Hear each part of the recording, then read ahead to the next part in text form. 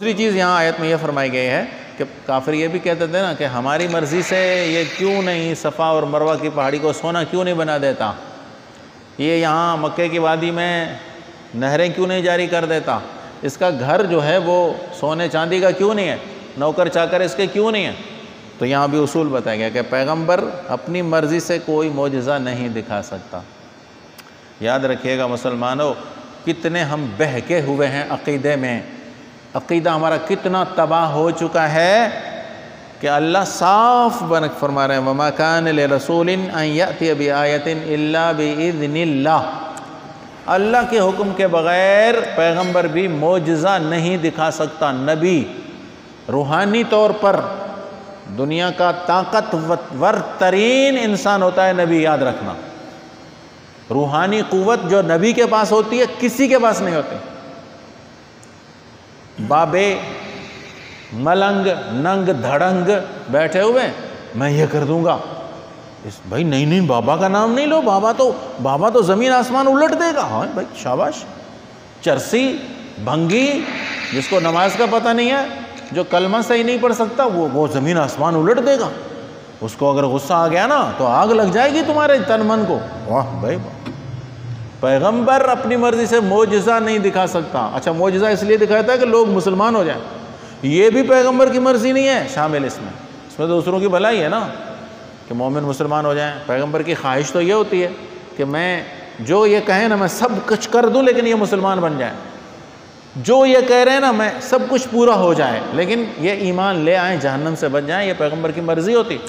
لیکن اللہ کے حکم کے بغیر پیغمبر معجزہ دکھا ہی نہیں سکتا، یہ صاف کہہ رہا ہے قرآن پاک۔ عقیدہ کتنا ہم لوگوں نے تباہ کیا ہوا ہے اپنا، ہر کسی کو اتنا اختیار دیا ہوا ہے کہ وہ تو اللہ کے حکم کو واپس لوٹا دیتے ہیں۔ اللہ کا حکم آیا لیکن حضرت پیر صاحب نے کہا نہیں بابا نہیں، اللہ میں تیرا حکم نہیں مانوں گا، میری مرضی چلے گی، میرا مرید ہے، یہ کیوں مرا ہے، اس کی روح واپس آنی چاہیے۔ عقیدے کے حساب سے تباہی۔ اور یہ بھی یاد رکھیں کہ اللہ تعالیٰ یہ بھی فرما رہے ہیں کہ ہر چیز کا وقت مقرر، ہم وقت پر چیز دیں گے، وقت پر ہوگی لیکن اس سے پہلے نہیں۔ اور اس کے بعد والی آیت میں فرمایا اللہ تبارک و تعالیٰ کہ اللہ تعالیٰ جس حکم کو چاہیں باقی رکھتے ہیں، جس کو چاہیں مٹا دیتے ہیں، اور اللہ ہی کے پاس لکھی ہوئی چیزوں کی بنیاد ہے۔ کافر یہ بھی کہتے تھے کافر اعتراض کرتے تھے، آج کے لوگ بھی اعتراض کرتے ہیں کہ موسیٰ علیہ السلام کی شریعت اور ہے اور عیسیٰ علیہ السلام کی شریعت کچھ اور ہے اور تمہاری شریعت کچھ اور ہے، یہ کیوں؟ اللہ تو ایک ہے نا، تو یہ پھر شریعتیں بدل کر کیوں بھیج رہا ہے؟ یہ حکم بدل کر کیوں آ رہا ہے ہمارے پاس؟ ایک ہی حکم ہونا چاہیے نا، یہ بدلتے کیوں ہیں؟ تو یہاں اللہ تبارک و تعالیٰ نے یہ بھی اصول سمجھا دیا کہ یہ ہماری مرضی ہے، اللہ جس کو چاہیں پچھلی شریعت کے حکم کو باقی رکھیں یا اس کو مٹا دیں، یہ ان کی مرضی ہے۔ اصل اس کا بنیادی سبب جو ہے نا وہ تو یہ ہے، کہتے ہیں آدم علیہ السلام سے پہلے اللہ نے جب آسمان اور زمین بنا دیے تھے نا، فرشتے نہیں بنائے تھے، ہاں سب سے پہلے فرشتے بنائے، اور فرشتوں میں بھی سب سے پہلے جبرائیل اور میکائیل بنائے گئے۔ یہیں سے تبدیلی شروع ہو رہی ہے، آسمان زمین بن گئے تھے، فرشتے نہیں بنائے تھے، جبرائیل اور میکائیل بنے، اس کے بعد جنات، اس کے بعد زمین پر اللہ نے جو حشرات ہیں، کیڑے مکوڑے جانور، یہ پہلے پیدا کیے ہیں اور انسان بعد میں اترا ہے زمین پر۔ اب انسان جب اترتا ہے زمین پر آ کر تو وہ سمجھ لیں اس دنیا کے حساب سے نیا اور دنیا اس کے لیے نئی ہے۔ تو جب بچہ اسکول میں پڑھنے کے لیے جاتا ہے تو وہ بچہ اگر استاد سے مطالبہ کرے کہ استاد صاحب مجھے تو ابھی سے 9ویں کی کتاب پڑھا دو کیونکہ میں تو 9ویں اور میٹرک پڑھنے آیا ہوں، اور استاد اس کو کہے کہ نہیں بھائی الف سے انار بے سے بلی یاد کرو، طالب علم کہے نہیں میں تو 9th کی کتاب پڑھوں گا، 9th کی میتھ پڑھوں گا، میں تو 9th کی اردو پڑھوں گا، میں تو 9th کی جغرافیہ پڑھوں گا، مجھے آپ کیا پڑھا رہے ہیں؟ تو استاد کیا کہے گا؟ بھائی میں تمہارے ذہن کے حساب سے چلوں گا، میں دیکھوں گا تمہارے اندر صلاحیت کتنی پیدا ہو گئی، اسی حساب سے میں تمہیں آگے لے جاؤں گا، اسی حساب سے میں تمہیں آگے لے جاؤں گا، اسی حساب سے آگے لے جاؤں گا۔ تو جب انسان دنیا میں آیا ہے تو اسٹیج بائی اسٹیج اس کے حالات تبدیل ہوتے رہے، ان حالات کے حساب سے احکامات تبدیل ہوتے رہے۔ اللہ نے انسان کے مسلطوں کے حساب سے احکام تبدیل کیے ہیں۔ کسی شریعت میں لوگوں کے مناسب وہ چیز تھی ان کو دے دی گئی، اور کسی شریعت میں کچھ اور مناسب تھا۔ عیسیٰ علیہ السلام کی شریعت میں ایک حکم تھا کہ اگر آپ کو کوئی شخص تھپڑ مارے نا، گال پہ تھپڑ مارے تو دوسری گال اس کے سامنے کر دے، ہاں بھائی دوسری بھی تھپڑ مار دے بھلے مجھے۔ لیکن ہمارے دین میں کیا فرمایا گیا؟ ہمارے دین میں کیا فرمایا گیا کہ السن بالسن والأذن بالأذن والأنف بالأنف والجروح قصاص۔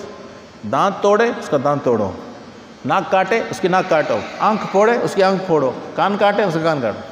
کتنا فرق ہے، کتنا بڑا فرق آیا۔ اس لیے کہ اس قوم کے مناسب وہ تھا اور اس قوم کے مناسب یہ حکم ہے۔ شراب کئی امتوں میں حلال رہی، حرام کر دی گئی۔ تو یہ تو اللہ کی مرضی ہے، اور اللہ انسان کے اپنے تربیت کے حساب سے حکم کو تبدیل کرتے ہیں۔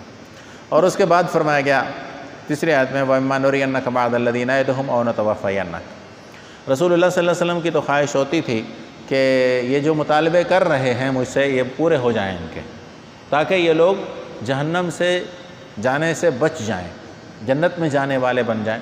تو رسول اللہ صلی اللہ علیہ وسلم کو فرمایا گیا آپ کی مرضی تو نہیں ہے، ہاں ایسا ہو سکتا ہے، کیونکہ ہمارے پاس ہر چیز کا وقت ہے، ایسا ہو سکتا ہے کہ یہ اللہ کے عذاب میں گرفتار ہو جائیں آپ کی موجودگی میں ہی،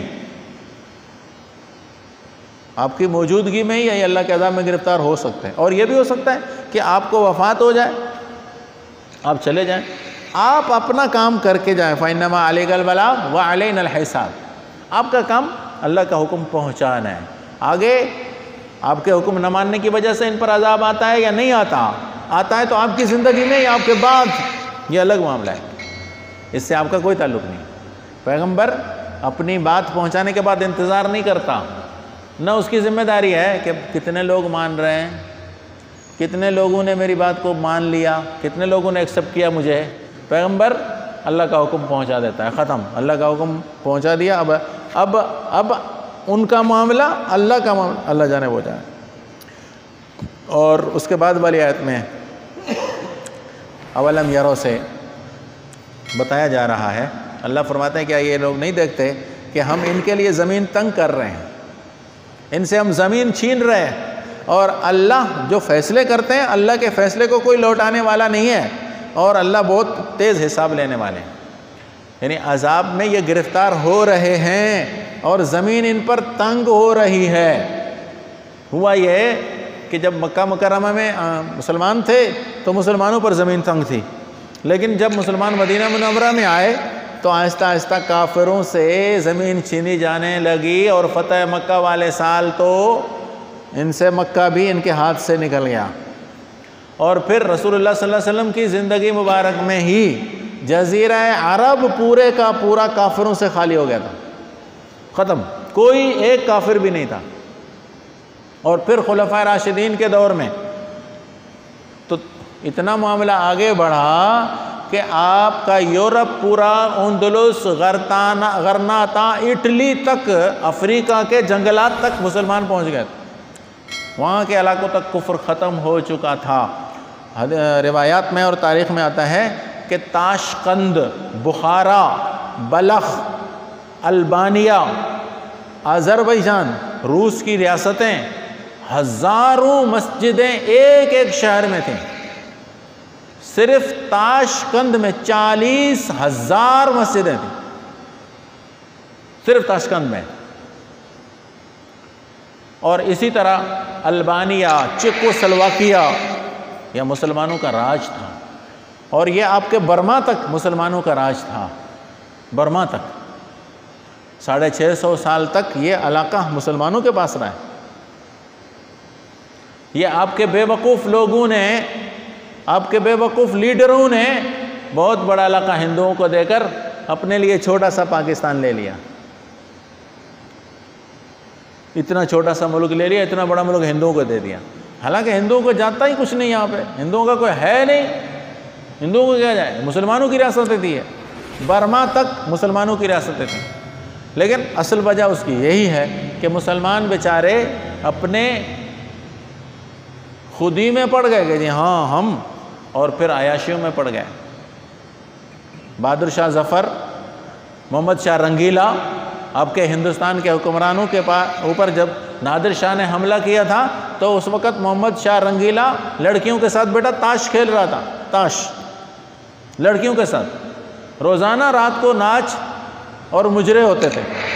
آج کے حکمرانوں کا بھی تو یہی حال دیکھا ہے نا آپ لوگوں نے، رات کو مجرے، شراب،